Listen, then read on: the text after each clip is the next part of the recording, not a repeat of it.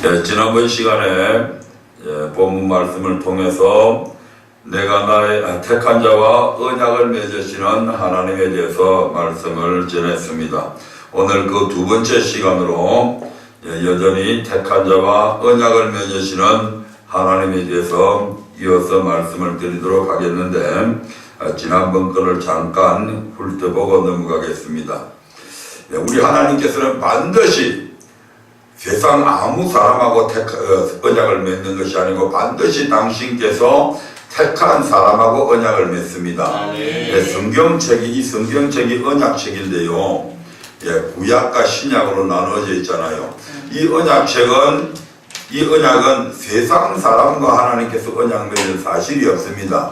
예수 믿지 않는 사람들, 택함을 받지 못한 사람들에게는 이 성경책은 그들에게는 아무 소용이 없는 약속들입니다. 아멘. 아멘. 우리 하나님께서는 반드시 택한 자들하고 언약을 맺으셨습니다. 아멘. 그러므로 우리가 이 언약대로 살기만 하면 우리는 이 땅에서도 얼마든지 부귀영화를 누릴 수 있고 복을 받으며 살아갈 수가 있습니다. 아멘. 뿐만 아니라 그거하고는 비교할 수도 없는 영원한 생명까지도 받는 복을 받게 됩니다. 그래서 지난번 시간에 하나님께서 그러면 최초로 택한 자는 누구인가? 바로 아담이었다. 그래서 하나님께서는 아담과 언약을 맺었는데, 창세기 2장 16절 17절에서 보면 하나님께서 생명과와 선악과를 주시고, 네가 이 생명과를 먹으면 영원히 살지만 선악과를 먹으면 정령 죽는다고 하는 사실을 하나님께서 말씀을 하셨습니다. 그러나 창세기에는 보면 어느 기절을 봐도 그것이 하나님과 아담 사이에 맺은 언약이라고 하는 말씀이 없었습니다. 근데 호세아서 6장 7절에 보니까 뭐라고 말씀하고 있느냐면, 호세아서 6장 7절에 저희도 아담처럼 언약을 어겼다, 이렇게 말씀을 하고 있습니다. 그럼 여기서 저희는 바로 에브라임과 유다, 북이스라엘과 남유다를 지칭해서 저희라고 말씀하고 있습니다. 자, 다시 말씀드리면 북이스라엘과 남유다의 백성들과 언약을 맺은 것처럼 아담하고도 언약을 맺었는데, 아담이 언약을 어긴 것처럼 북이스라엘과 남유다의 백성들도 하나님과 맺은 언약을 어기고 하나님 앞에 패역한 행위로 살아갔다, 이 말입니다. 그러면 하나님께서 최초로 택한 민족은 누구냐? 바로 아브라함 때에 하나님께서는 이스라엘 백성들, 아브라함의 후손들을 이미 택하셨습니다. 창세기 15장 13절부터 15절, 그 다음에 17장 7절부터 9절에 보면 하나님께서는 아브라함과 언약을 맺으시고, 그리고 그의 자손들하고도 언약을 맺으시고 그들이 하나님이 되어주시겠다고 약속하셨습니다. 그리고 약 700년이 지난 뒤에 출애굽기 19장 4절부터 6절에 보면 우리 하나님께서 애굽에서 인도해낸 이스라엘 백성들을 향해서 모세에게 네 백성들하고 내가 언약 맺기를 원한다 해가지고 언약을 맺는데, 그 언약을 맺는 내용들이 바로 출애굽기 20장부터 23장에 나오고, 출애굽기 24장에 보면 하나님께서 이스라엘 백성들과 언약서를 작성을 해가지고 모세가 중보자가 되어서 소를 잡아서 언약의 피를 하나님이 계시는 제단에다가 반양푼을 뿌리고, 반양푼은 모든 백성들 앞에 백성들에게 피를 뿌려서 이스라엘 백성과 하나님 사이에 언약을 맺으셨음을 우리가 확인을 했습니다. 그러면 신약의 그리스도인들은 언제 언약을 맺었냐? 에베소서 1장 4절에 보니까 신약시대의 그리스도인들은 만세 전부터 택함을 받았다고 그렇게 말씀을 하고 있습니다. 언제부터요? 만세 전부터. 우리가 모태에 조성되기 훨씬 이전부터 하나님께서는 저와 여러분을 택하셨습니다. 요한복음 15장 16절에도 보면 우리 주님께서 너희가 나를 택한 것이 아니고 내가 너희를 택하여 세웠다고 이렇게 말씀을 하고 있는 것을 봅니다. 그러면 이것은, 목사님, 이것은 이스라엘 백성들하고 하는 얘기가 아닙니까? 절대 아닙니다. 우리가 신명기 5장 3절, 그 다음에 신명기 29장 14절부터 15절에 보면 이스라엘 백성 출애굽한 2세대들이 뭐라고 하나님 앞에 모세가 그들에게 말씀을 할 때 이 언약은 즉 호렙산에서 우리 조상들과 맺은 언약이 아니고 오늘 40년 뒤에 우리의 조상들은 이미 다 40년 광야 생활을 통해서 다 죽었고 여호수아와 갈렙 그 외에는 전부 다 출애굽 2세대들이었는데 오늘 여기 있는 우리 2세대들하고 맺은 언약이다 이렇게 말씀을 합니다. 그리고 출애굽 신명기 29장 14절 15절에 보면 거기에서는 뭐라고 이야기하냐면 이 언약은 오늘 여기에 선자들과 오늘 여기에 있지 아니한 우리의 후손들에게까지 대대로 그 언약이 이어져감을 말씀을 하고 있는 것을 우리가 보게 됩니다.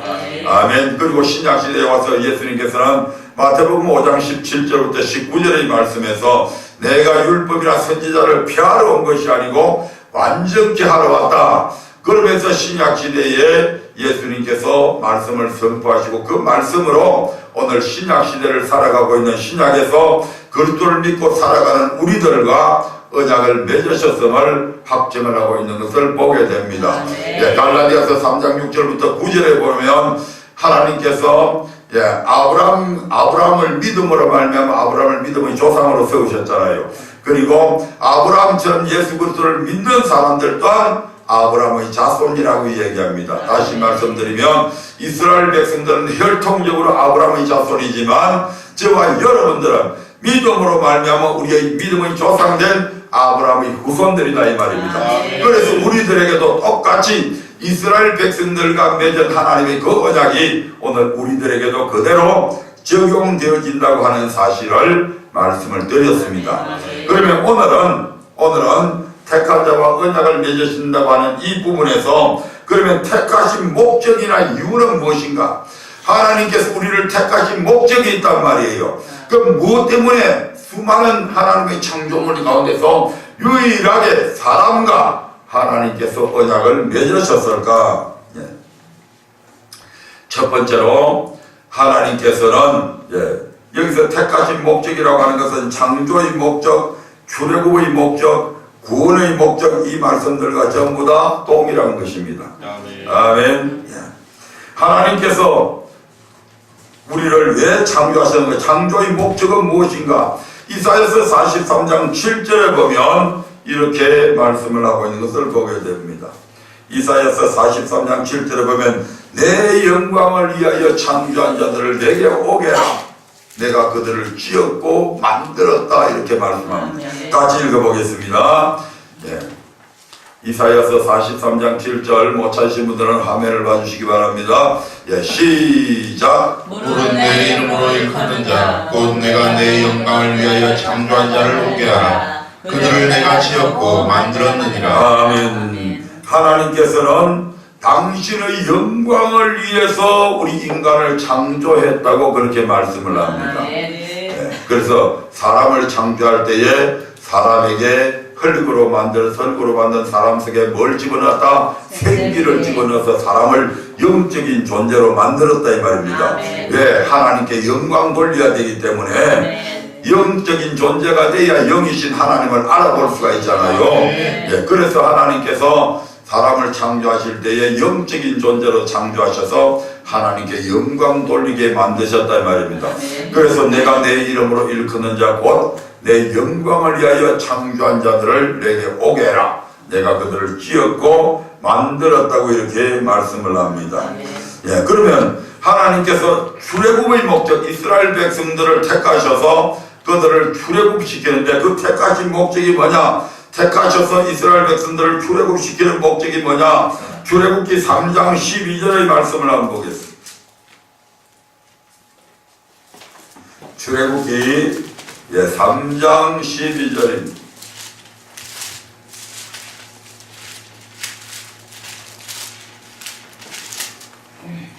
같이 읽습니다. 시작. 하나님이 가라사대 내가 정녕 너와 함께 있으리라. 내가 백성을 애굽에서 인도하여 낸 후에 너희가 이 산에서 하나님을 섬기리니 이것이 내가 너를 보낸 증거니라. 내가 백성을 애굽에서 인도하여 낸 후에 너희가 이 산에서 하나님을 섬길 것이다.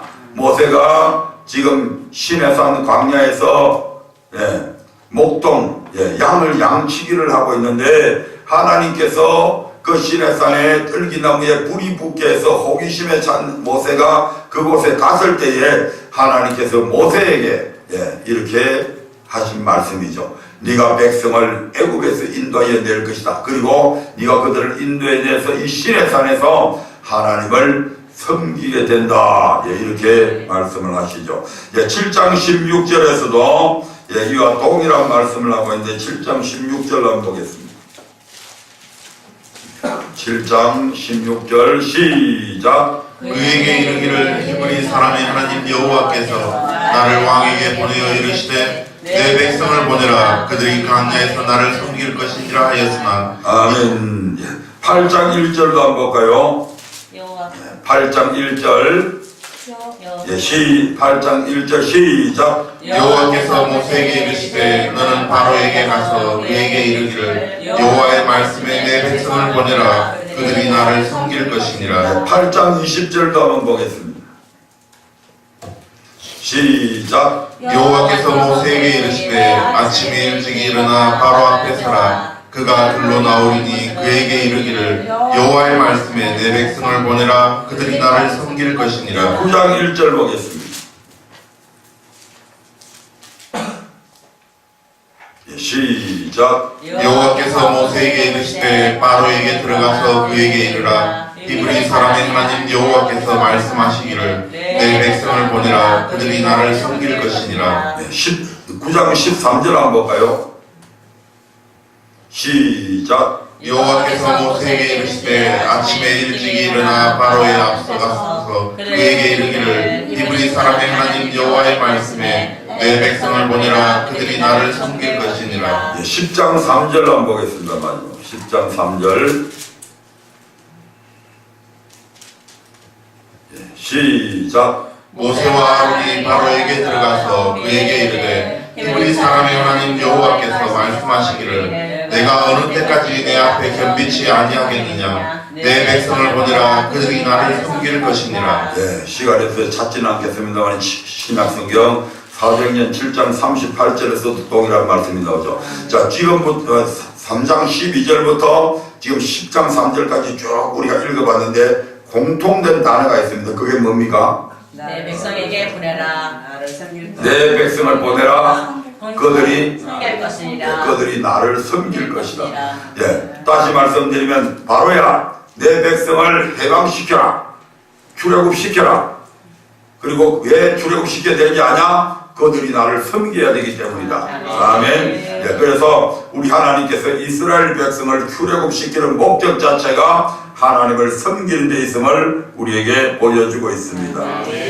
그러면 신약 시대에 있어서 왜 저와 여러분들을 만세 전부터 택하셔서 구원하시는가?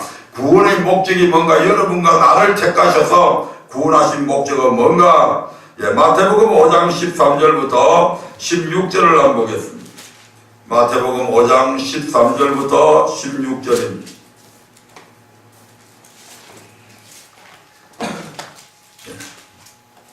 같이 읽어봅니다. 시작. 너희는 세상의 소금이니 소금이 만일 그 맛을 잃으면 무엇으로 짜게 하리요. 후에는 아무 쓸데없어 다만 밖에 버리고 사람에게 밟힐 뿐이니라. 너희는 세상의 빛이라. 산 위에 있는 동네가 숨기우지 못할 것이요. 사람이 등불을 켜서 말 아래 두지 아니하고 등경 위에 두나니 이러므로 집안 모든 사람에게 비치느니라. 이같이 너희 빛을 사람 앞에 비치게 하여 저희로 너희 착한 일치를 보고 하늘에 계신 너희 아버지께 영광을 돌리게 하라.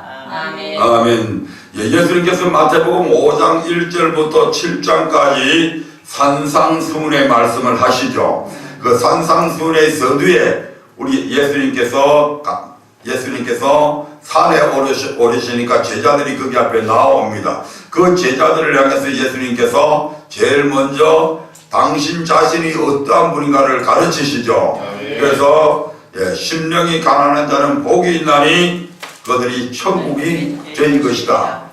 이것을 시작을 해서 예수님께서 8가지로 압축을 해서 하나님은 너희들이 이렇게 할 때 이런 복을 주시는 분이다. 애통하는 자들에게 위로의 복을 주시는 하나님이시다. 긍휼히 여기는 자는 긍휼히 여김을 받는 복을 주시는 분이시다. 주님께서 8가지의 사건을 말씀을 통해서 당신 자신이 어떤 분인가를 그들에게 가르칩니다. 아멘. 네. 그리고 마태복음 5장 13절부터 16절에서 방금 우리가 읽어본 것처럼 하나님은 어떤 분인가를 가르치신 후에 그러면 너희는 어떤 존재냐? 너희 그리스도인의 정체는 뭐냐? 그리스도인은 뭐냐? 바로 너희 세상의 소금이고 빛이다. 아멘. 그래서 너희가 세상 속에서 소금되고 빛된 삶을 살아서 아버지께 뭘 돌려라? 영광을 돌려라. 영광을 돌려라. 그래서 신약 시대의 그리스도인들도 하나님께 영광 돌리기 위해서 우리 하나님께서 택하셨다 이 말입니다. 아멘. 요한복음 15장 16절을 한번 보겠습니다. 요한복음 15장 16절.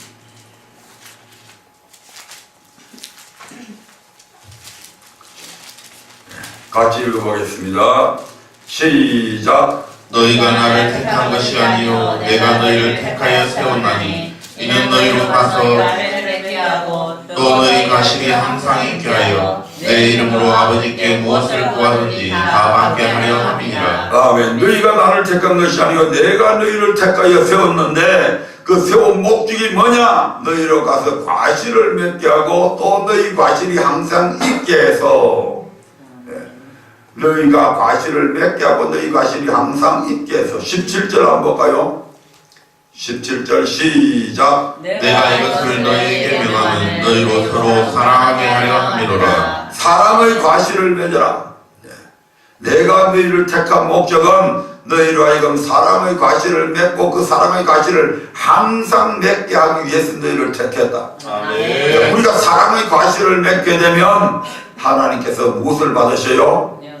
영광을 받으십니다. 아멘. 아멘. 믿는다고 하면서 그리스도인들이 사랑을 잃어버릴 때에 우리는 세상 사람들에게 비난을 받잖아요.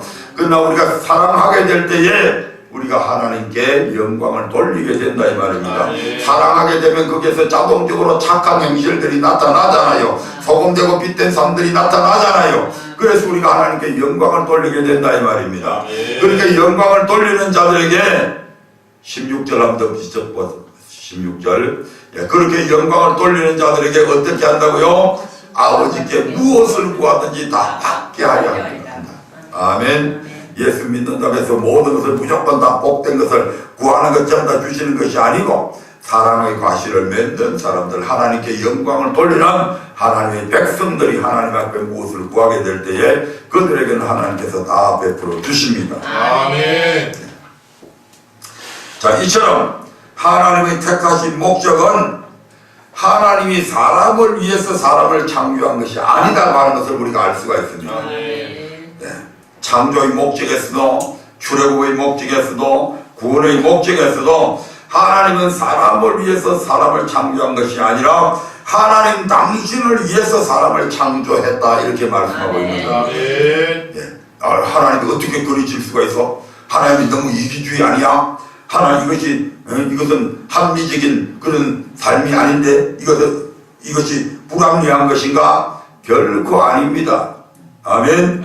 왜냐하면 그분은 우리의 창조주시고 모든 피조물의 주인이십니다. 아멘. 대한민국은 민주공화국이고 대한민국의 주권은 국민에게 있다. 그래서 국민이 대통령도 뽑고 국회의원도 뽑지만 하나님의 세계에서는 안 그렇습니다. 하나님은 모든 만물을 지어진 창조주입니다. 아멘. 따라서 모든 피조물의 주인이십니다. 아멘.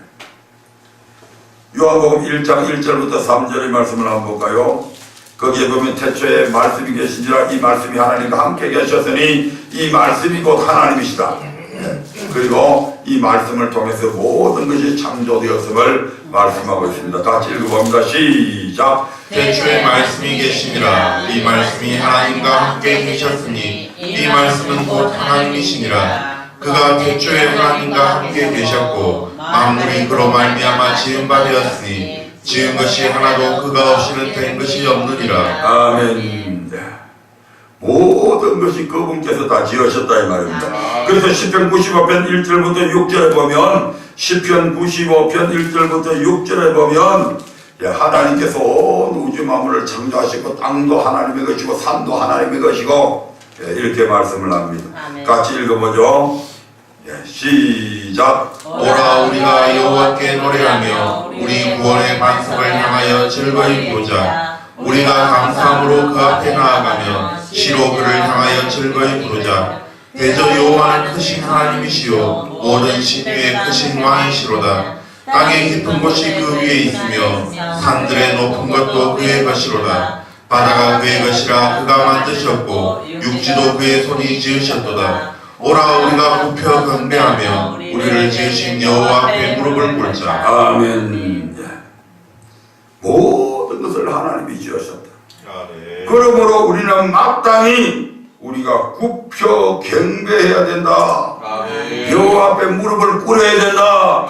주일날이 되니까 동서사방에 흩어졌던 여러분들이 오늘 교회로 모여든 이유가 뭡니까? 하나님 앞에 예배드리기 위해서 경배하기 위해서 이곳에 왔잖아요. 이곳에서 하나님 앞에 우리가 무릎을 꿇었잖아요. 그리고 그분을 찬양했잖아요. 그분 앞에 우리의 모든 선물과 제약들을 토설하잖아요. 그리고 그분 앞에 우리가 복을 구하기도 하잖아요. 그분이 우리의 주인이라.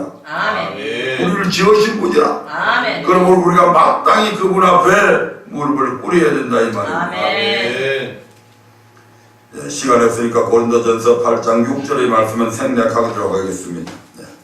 우리가 하나님을 알게 되면 자동적으로 그분 앞에 무릎을 꿇을 수밖에 없습니다. 누가복음 5장 8절에 보면 베드로가 밤이 맞도록 고기를 잡으러 나갔지만 성경 찾지 않겠습니다. 밤이 맞도록 고기를 잡으러 나가서 밤새도록 그물을 던졌지만 고기 한 마리도 못 잡았어요. 그런데 아침에 피곤해서 피곤한 몸을 이끌고 이제 그물을 싣고 이제 집에 가서 잠이나 한숨 자려고 그러는데 그때 예수님께서 나타나셔서 베드로에게 배를 좀 빌려달라고 그럽니다. 그래서 배를 빌려주고 예수님께서 배 위에서 말씀을 전하시고 난 후에 베드로 보고 야 깊은 데에다가 그물을 던져라 이렇게 말씀합니다. 베드로는 이 갈릴리 바다에서 평생 동안 고기를 잡아먹고 사는 어부였습니다. 그 바다에 가난한 갈릴리 바다에 가난한 베드로는 베테랑입니다. 그러나 예수님은 목수였고 한 번도 고기를 잡아본 적이 없는 분입니다. 그럼에도 불구하고 그 주님께서 깊은 데 가서 그물을 던지라고 했을 때 베드로가 주여 밤새도록 내가 수고했지만 한 마리도 잡지 못했지만 말씀에 의지해서 내가 그물을 한번 내려보겠습니다 해서 가서 그물을 던져서 완전히 자기 배에 다 실을 수가 없어서 요한의 배까지 끌고 와서 두 배에 만선을 해가지고 돌아옵니다. 이 엄청난 것을 경험한 베드로가 지금 자기 앞에 있는 이분이 그냥 단순한 사람이 아니라 바로 주님임을 주인이심을 알아보게 됩니다. 그렇게 알아봤을 때 베드로가 하는 것은 뭡니까? 주님 앞에 무릎을 딱 꿇고 주여 나는 죄인입니다. 나를 떠나시옵소서. 어떻게 주님 같은 그 거룩하신 분이 나 같은 죄인하고 함께 어울릴 수가 있습니까? 이게 하나님을 바로 알았을 때 우리의 모습이다 이 말이에요. 사도행전 9장 5절에 보면 사도 바울이 예수 믿는 사람들을 죽이겠다고 그들을 체포하는 체포 영장을 받아가지고 다메섹으로 가다가 정오의 햇빛보다도 더 밝은 빛이 그냥 이 사도 바울에게 쫙 비치게 되니까 사도 바울이 말에서 굴러 떨어지고 갑자기 앞을 보지 못하는 너무 강렬한 빛을 봐서 앞을 바라보지 못하는 소경이 되어버립니다. 그러면서 사도 바울이 주여 니십니까? 라고 물어보니까 그분께서 나는 네가 핍박하는 예수라고 말씀합니다. 아멘. 그 예수가 누구인지 비로소 알았을 때에 사도 바울은 그분 앞에 일평생도록 죽도록 헌신하면서 자기 자신이 괴로나면 마누라 먹이 살릴 걱정들 때문에 오히려 주님의 일에 걸림이 될까 봐서 평생 동안 총각으로 살아갔던 아멘. 결혼까지도 포기해버리고 장래에 유망했던 가말리엘 문화에서 거의 스승으로 졸업을 했고 앞으로 장차 그 그는 위대한 학자가 될 수 있는 그런 사람이었음에도 불구하고 자기가 가지고 있는 그 모든 학문들을 배설물처럼 버려버리고 오직 예수 그리스도의 복음을 위해서 그렇게 맞아가면서 그렇게 욕을 얻어먹어가면서 그렇게 한란과 핍박과 고난을 당하면서 궁핍함을 당하면서 하나님의 말씀을 전했던 것을 우리가 보게 됩니다. 아멘. 누가? 바로 하나님 그분이 나의 창조자요 나의 구원자이심을 알게 될 때에 그렇게 된다 이 말입니다. 아멘. 하나님이 누구인지 아는 순간 그 어느 누구도 그 앞에 무릎을 꿇지 않을 자가 없다 이 말입니다. 아멘. 따라서 당신이 원하신 대로 무엇이든지 할 수 있는 주권이 오직 하나님께만 있다 이 말입니다. 아멘. 마치 우리 자신이 자신을 위해 무엇을 임의대로 선택한다고 해서 그것이 잘못된 것이 아닌 것과 마찬가지로 여러분들이 가게에 가서 옷을 나가서 사면 누가 결정을 해요? 옷 사는 걸? 그 옷 사는 걸 누가 결정을 해요? 바로 자기 자신이 결정하잖아요. 이게 좋네. 여러 가지 색깔이 있어요. 근데 나는 이 색깔이 좋아. 예, 여러 가지 디자인이 있어요. 나는 이 디자인이 좋아. 아멘. 예. 차를 살 때도 결론 최종적으로 결정하는 사람은 바로 자기 자신이잖아요. 무슨 노트북을 하나 사든지 무슨 책을 한 권 사든지 뭘 살 때 전부 다 그걸 누가 산다? 내 임의대로 내가 사잖아요. 돈을 낼 내가 내 임의대로 산단 말이에요. 왜? 그렇게 산다고 해서 내가 잘못됐나요? 내가 필요해서 저거는 무슨 용도에 써야 되겠다 가지고 내가 그걸 사잖아요. 내 임의대로 사죠. 그렇다고 해서 내가 이기주의자입니까? 아니잖아요. 그건 아니라. 그건 내 절대적인 건 아니라 누가 타치할 수 없어 그게 아니라. 아멘. 마찬가지로 하나님께서 당신이 창조한 자들 하나님께서 내 영광을 위해서 내가 사람을 창조해야 되겠다. 그렇다고 해서 하나님이 잘못된 게 전혀 아니라 이 말입니다. 그분이 우리의 주권자고 주인이기 때문에 당신이 얼마든지 그렇게 할 수 있는 거예요. 만약에 하나님께서 여러분과 나를 택하지 않으시고 호랑이를 딱 택해가지고 너를 그러면 호랑이가 사람처럼 영리해가지고 딱 앉아서 뭐 사람 부려먹기 뭐 문제도 없지 뭐 힘도 이빨도 얼마나 강한데 그래서 해나 저기 빨리 가서 물 떠와 내가 지금 배가 고프니까 돼지 한 마리 잡아와 그러면 호랑이 시켰더니 예 호랑이님 하고 호랑이 앞에 돼지 잡아서 갖다 바칠 수밖에 없는 거예요. 아멘.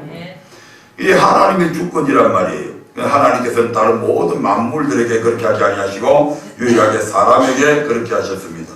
예, 이것을 이해를 해야 돼요. 이것을 이해하지 못한다면 우리는 결단코 선악과의 사건이나 그분의 심판에 관한 사건을 결코 이해할 수가 없을 것입니다. 자, 하나님은 전지전능하신 분이시죠. 자, 이렇게 보세요, 저를. 하나님은 전능하신 분이시죠. 모르시는 것이 없죠. 무엇이든 할 수가 있죠. 자, 하나님께서 아담을 만드셔서 그 아담을 만든 세상에 하나님께서 선악과를 심어놨어. 그러면 하나님께서 다음에 아담이 선악과 먹을 것 알아요, 몰라요? 알까요, 몰라요? 모를까요? 알아요. 알면서 왜 심어놨냐 이 말입니다. 그리고 아담이 하가 선악과를 따서 자기가 먹고 그 남편에게 줄 때에 하나님께서 하고 기침이라도 했다면 아이고 하나님 나타나시네 싶어서 놀래갖고 먹으려고 하다가 안 먹었을 거예요. 근데 하나님께서 그때도 가만히 내버려 두시잖아요. 선악과를 따먹을 때도 하가 따먹을 때도 아담에게 줄 때도 하나님께서 가만히 내버려 두시잖아요. 이게 이해가 되냐 이 말입니다. 창조의 목적을 이해하지 못하면 절대로 이것은 이해가 안 된다 이 말입니다. 아멘. 하나님은 누구를 위해서 아담을 만들었다? 하나님을 위해서 만들었다. 하나님께 뭐 하기 위해서? 영광을 돌리기 위해서. 그럼 어떻게 하면 영광이 돌려지냐? 아담이 하나님의 말씀대로 순종하게 되면 하나님이 영광을 받으신다 이 말입니다. 근데 만약에 하나님께서 억지로 아담으로 하여금 로봇처럼 만들어가지고 그렇게 순종하게 만들면 하나님이 영광 받으시겠냐 이 말입니다. 영광 못 받죠. 그래서 하나님께서는 사람에게 선택권을 주셨다 이 말입니다. 하나님께서 말씀을 주시고 선택은 누가 하는 거다? 내가 하는 거예요. 그래서 내가 선택해서 무슨 소리 하는 거야? 하나님이 먹지 말라고 그랬으면 안 먹어야지. 당신은 먹었어도 나는 안 먹을 거야 라고 아담이 딱 그렇게 하고 하나님 앞에 하나님 내 뼈중의 뼈요 내 살중의 살인 이 아내가 하나님께서 하지 말라고 한 이와 같은 잘못을 저질렀습니다. 하나님 어떻게 해요? 하나님께서 나를 위해서 이 여자를 만들어 주셨는데 이 여자가 이렇게 범죄했는데 이제 어떻게 하면 좋습니까? 하나님 용서해 주시면 안 되겠습니까? 그렇게 만약에 빌었다면 하나님께서 하도 용서해 주셨을 거예요.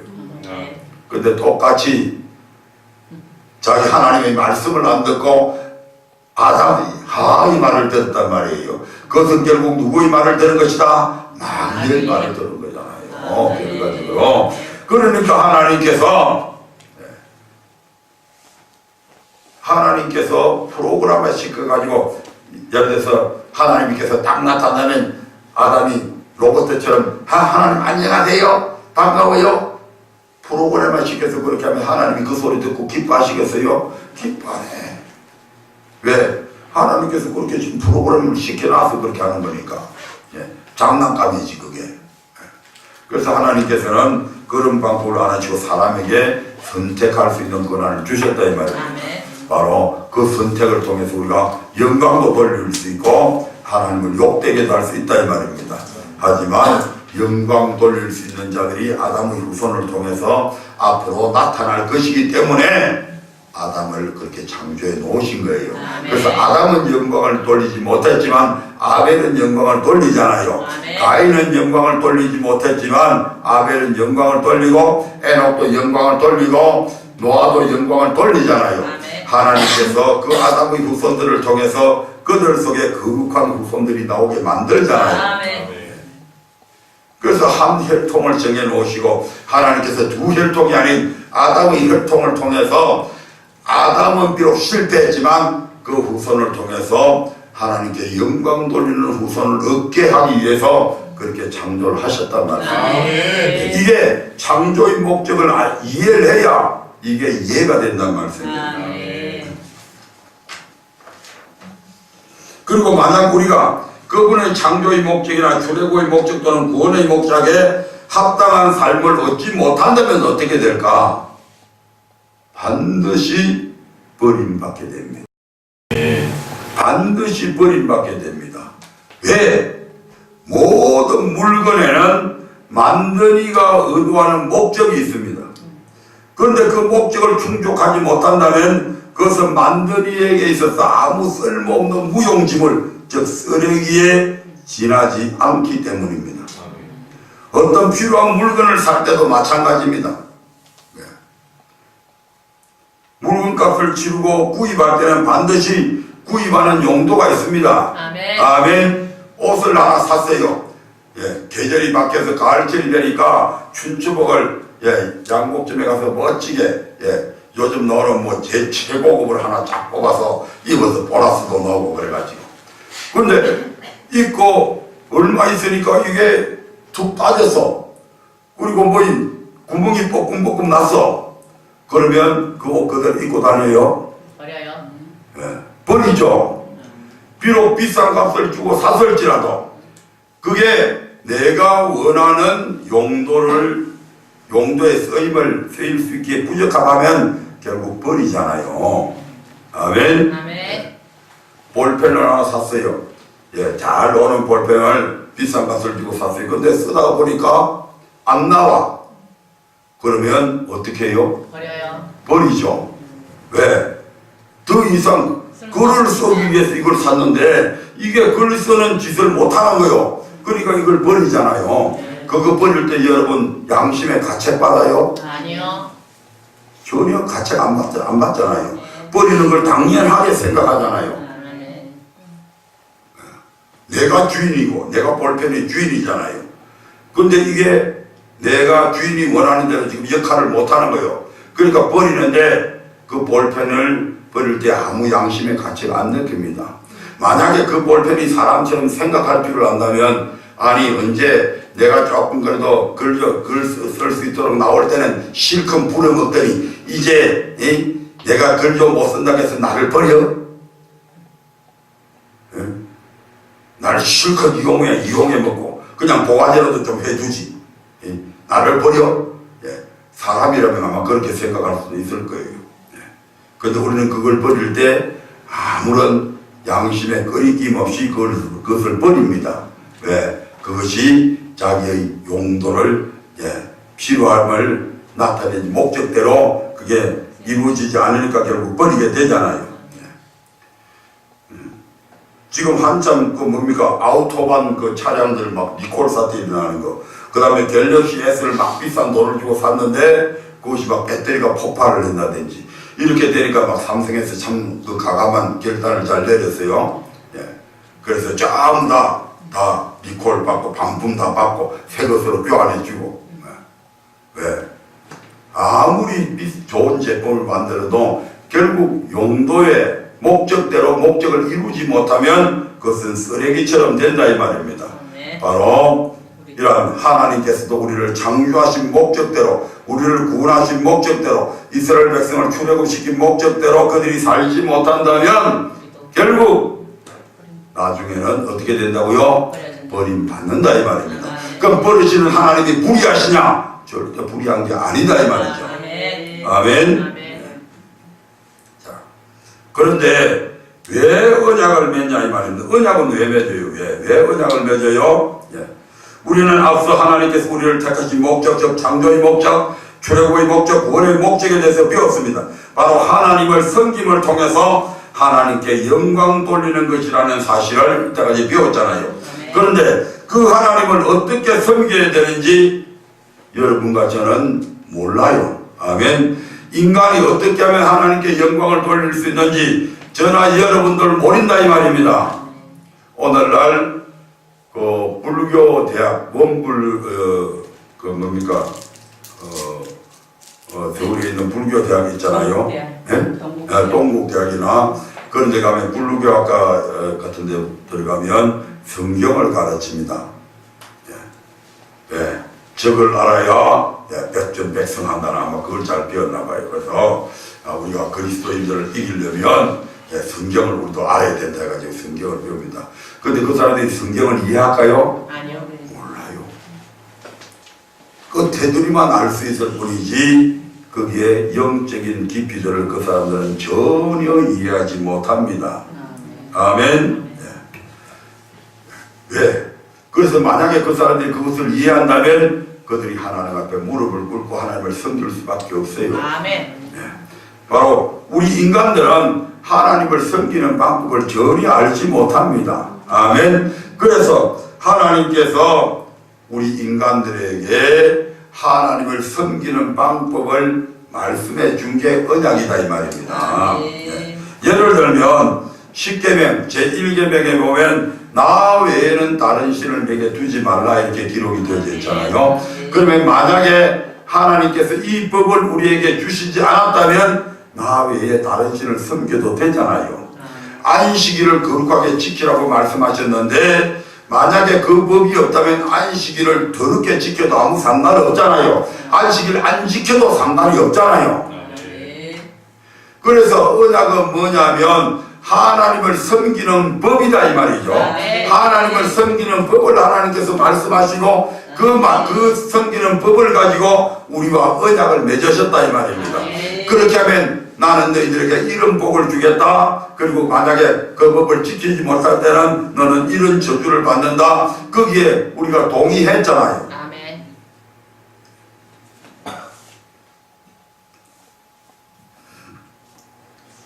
따라서 언약이란 하나님을 어떻게 섬겨야 되는지 우리에게 교훈하신 하나님의 명령이며 하나님을 섬기는 법입니다. 그러므로 그 언약의 내용대로 살아가는 것이 하나님을 섬기는 것이요 하나님께 영광 돌리는 것이며 이것이 그분의 창조의 목적이고 구원의 목적이다 이 말입니다. 출애굽기 8장 27절을 한번 보겠습니다. 출애굽기 8장 27절입니다.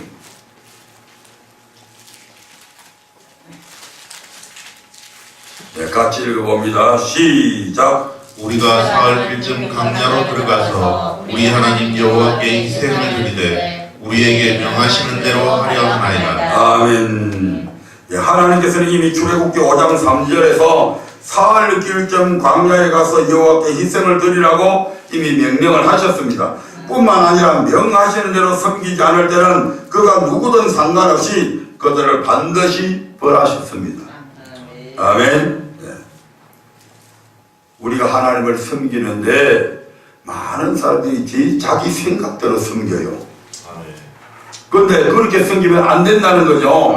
하나님께서 우리에게 말씀하신 대로 언약하신 대로 섬겨야 제대로 된 섬김이 된다 이 말입니다. 수많은 그리스도인들이 이 지구상에 살아가고 있는데 한 번 구원은 영원한 구원이다. 주는 그리스도시요 살아계신 하나님의 아들이라고 고백만 하면 천국 간다고 그렇게 믿고 있다 이 말입니다. 이것이 옳은 믿음이냐? 하나님은 그렇게 말씀하지 않으셨다 이 말입니다. 하나님께서 명하시는 대로 믿어야 되는데 하나님이 명하시는 것과 전혀 상관없이 어느 신학자들이 어느 교단이 어느 목사가 그렇게 얘기하면 그것이 하나님의 말씀인 줄로 착각하고 그렇게 생각하는 거예요. 그건 하나님의 말씀이 아니잖아요. 우리는 하나님이 명하시는 대로 섬겨야 돼. 내 생각이 아무리 옳아 보여도 상관없어. 내 생각이 중요한 것이 아니고 하나님의 말씀이 중요한 거예요. 레위기 10장 1절 2절을 한번 볼까요? 레위기 10장 1절 2절입니다.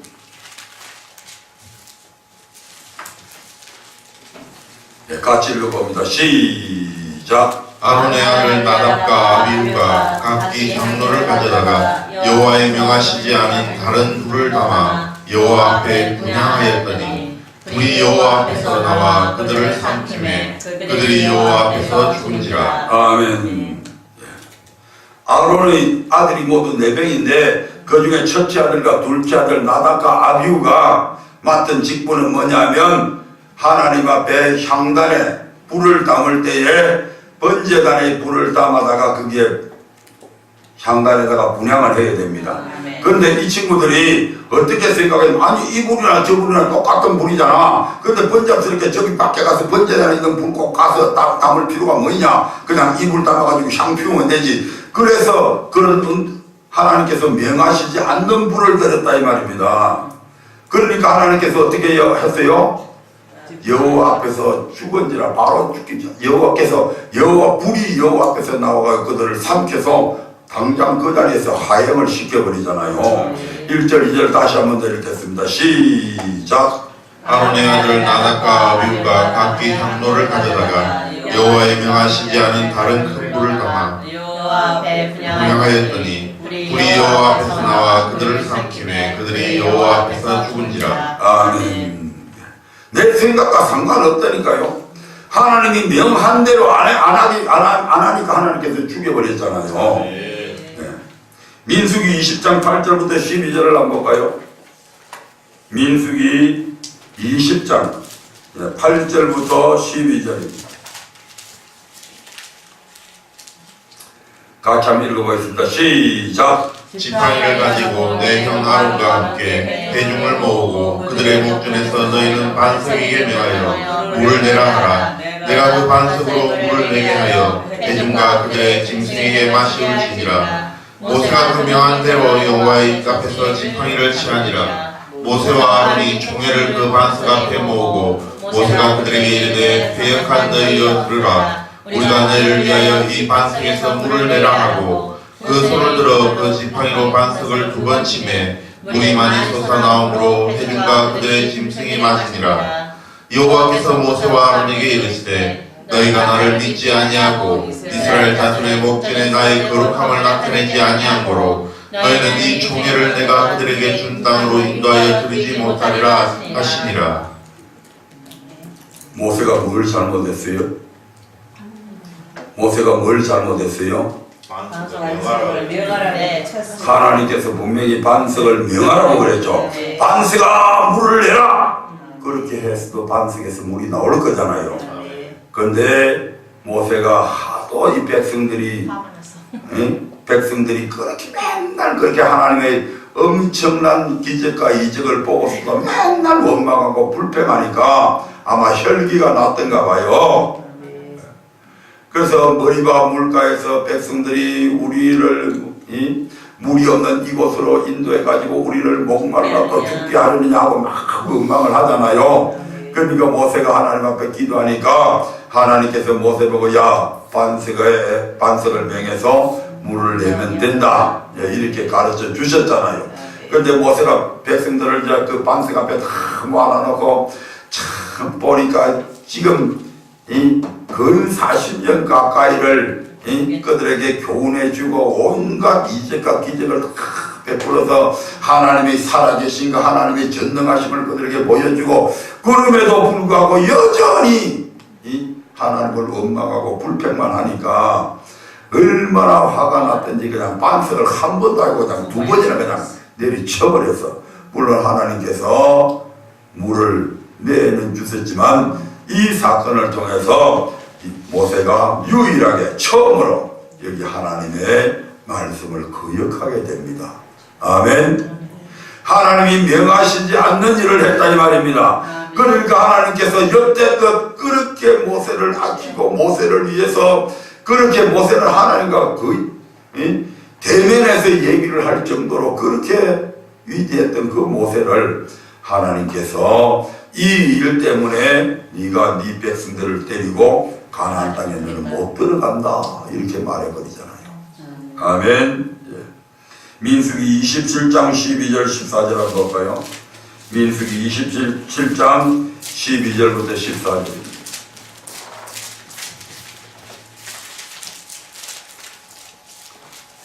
시작. 여호와께서 모세에게 이르시되 너는 이 아비람 산에 올라가서 내가 이스라엘 자손에게 준 땅을 바라보라. 본 후에는 내 형 아론에 돌아간 것 같이 너도 조상에게로 돌아가리니 이는 신강야에서 해중이 분쟁할 때 너희가 내 명을 거역하고 그 물가에서 나의 거룩함을 그들의 목전에 나타내지 아니하였음이니라. 이 물은 신강야 가데스의 무리바를 물이니라.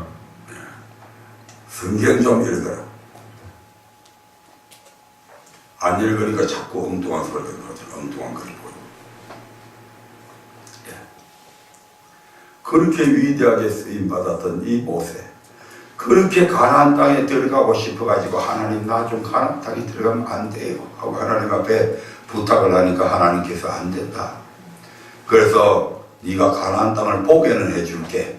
그래서 이스라엘 백성들을 40년 동안 이끌어서 그들을 모아 평지에 모아놨을 때에 하나님께서 이제 너는 후계자 여호수아에게 그 모든 것을 물려주고 모세가 이금 아비람 산에 올라가게 만듭니다. 그 아비람 산에 올라가 가지고 서편 쪽에 있는 요단 서편을 바라보니까 거기에 참 젖과 꿀이 흐르는 그 가나안 땅을 바라보며 그 너머의 지중해를 쫙 바라보면서 모세는 결국 마지막 최후를 맞게 되잖아요. 예, 하나님의 명하신 대로 우리는 어떤 상황 속에서도 하나님 명하시는 대로 해야 된다 이 말입니다.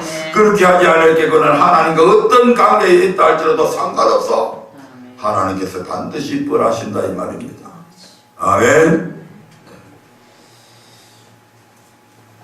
하나님의 말씀을 믿고 그대로 순종하는 것이 우리가 나타내야 할 거룩함입니다. 그런데 모세는 반석을 명하여 물을 내라는 하나님의 명령을 거역하고 반석을 두 번 쳤고 이를 두고 하나님은 나의 거룩함을 나타내지 아니하였다고 책망하시며 모세와 아론은 이스라엘 백성을 가나안 땅에 들이지 못하러 가셨습니다. 이는 그들이 가나안 땅에 들어가지 못하고 죽어 조상에게로 돌아가게 된다는 뜻이었다 이 말입니다. 마지막으로 사무엘하 6장 1절부터 7절의 말씀을 한번 보겠습니다. 사무엘하 6장 1절부터 7절입니다.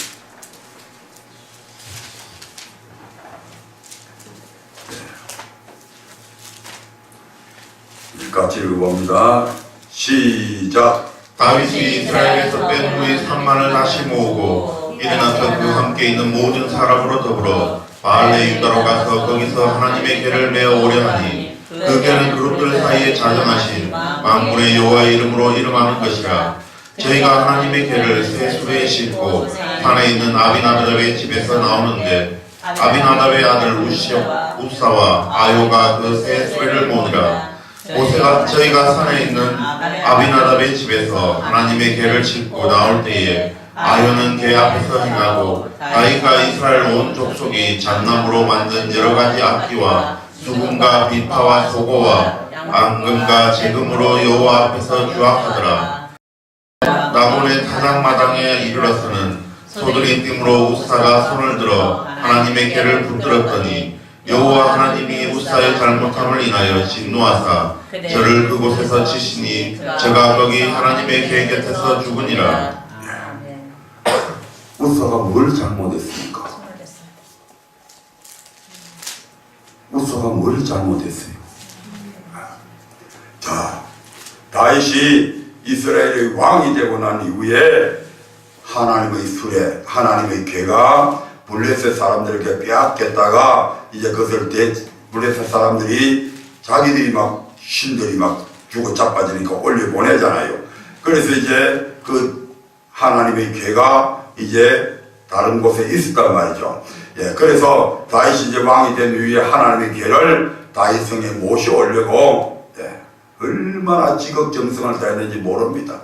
그래서 이스라엘 백성들 중에 최고의 멋진 사람들, 엘리트들, 이스라엘 중에 존경받는 수많은 무리들 몇만 명?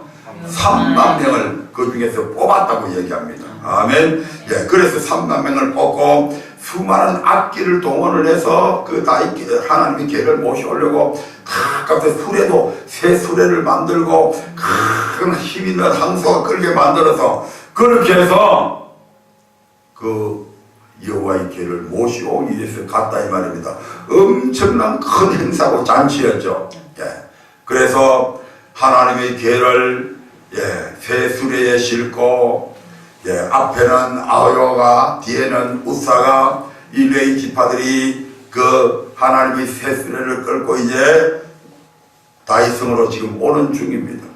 오는 도중에 바로 어느 고개를 넘는데 어떻게 했다고요? 막 소가 막 날뛰니까 이 언약궤가 넘어지려고 그러잖아요. 넘어지려고 그러니까 자동적으로 우사가 그걸 붙잡게 되잖아요. 왜 넘어지지 말라고, 하나님의 궤가 넘어지면 안 되잖아요. 그러니까 넘어지지 말라고 그것을 붙들어서, 그런데 하나님께서 우사를 죽여버렸어요. 아멘.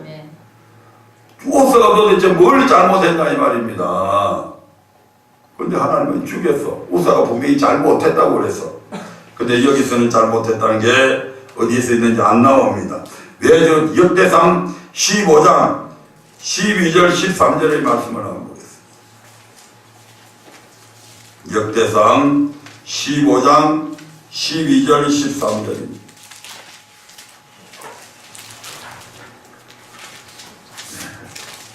같이 읽습니다. 시작. 저희에게 이르시되 너희는 레위 사람의 족장이니 너희와 너희 형제는 몸을 순결케 하고 내가 예비한 곳으로 이스라엘 하나님 여호와의 궤를 메어 올리라. 전에는 너희가 매지 아니하였으므로 우리 하나님 여호와께서 우리를 충돌하셨나니 이는 우리가 계획대로 저에게 구하지 아니하였습니다. 아멘. 다윗이 이 여호와의 언약궤를 모시고 오다가 그 사건이 일어난 후에 얼마나 마음이 상심을 했는지 모릅니다. 왜 하나님께서 이 행사를 이렇게 지극정성을 다해서 여호와의 궤를 모셔오는 이것을 어떻게 왜 막으셨을까? 왜 우리를 충돌하셨고 왜 우사를 왜 죽였을까? 여러 학자들을 불러놓고 또 자기도 열심히 성경을 읽어보니까 아하! 우리가 이렇게 잘못했구나. 레위기서에 보면 여호와의 언약궤는 반드시 뭐하도록 되어 있다? 내게 되어 있다. 아무리 자기들 생각에는 여호와의 언약궤를 모시러 오는데 새 수레에 모시고 오면 되지 않겠냐? 큰 힘센 항소가 끌고 가면 되지 않겠냐? 이건 네 생각이고. 아멘. 하나님은 어떻게 명하셨냐? 반드시 레위 족속 중에 그 법궤를 매는 지파를 이미 딱 정해놨잖아요. 예. 그들만이 그것을 매야 된다 이 말입니다. 아멘. 그래서 반드시 여호와의 법궤를 옮길 때는 메고 가도록 되어 있었다 이 말이죠. 그런데 이것을 레위 지파인 우사와 아몬은 알고 있다 이 말이죠. 알고 있으면서 왕이 설사 그렇게 명령을 내렸다 할지라도 다윗 왕이요, 하나님께서 여호와의 법궤를 옮길 때는 이런 큰 수레도 필요 없고요, 새 수레도 필요 없고요, 오직 제사장들이 메고 가야 됩니다. 이렇게 얘기를 했어야 되잖아요. 아멘. 그것을 안 가르쳐주고 왕이 시킨다고 해서 그대로 했어. 예. 그렇게 하니까 어떤 일이 일어납니까? 전에는 너희가 뭐 때문에 매지 아니하였으므로 우리 하나님 여호와께서 우리를 충돌하셨나니 이는 우리가 규례대로 저에게 구하지 아니하였습니다. 하나님께서 명하시는 대로 안 했어요. 이런 불상사가 났다 이 말입니다. 아멘. 네. 말씀을 마치도록 하겠습니다. 이처럼 언약을 지키며 살아가는 것이 하나님께서 우리를 택하신 목적대로 사는 것이요, 하나님을 바르게 섬기는 삶이요, 하나님의 거룩함을 나타내는 유일한 방법입니다. 그러므로 아무리 내 생각에 좋아 보이고 옳게 보여도 하나님의 말씀 곧 언약대로 섬기지 않는 것은 하나님의 뜻을 거역하는 패역한 행동임을 마음판에 잘 새겨서 일평생 살아가는 날 동안 택하신 목적을 따라 언약대로 살아가므로 이 땅의 복뿐만 아니라 영생의 복을 함께 누리시기를 주의 이름으로 축원드립니다. 네, 다 같이 기도하겠습니다.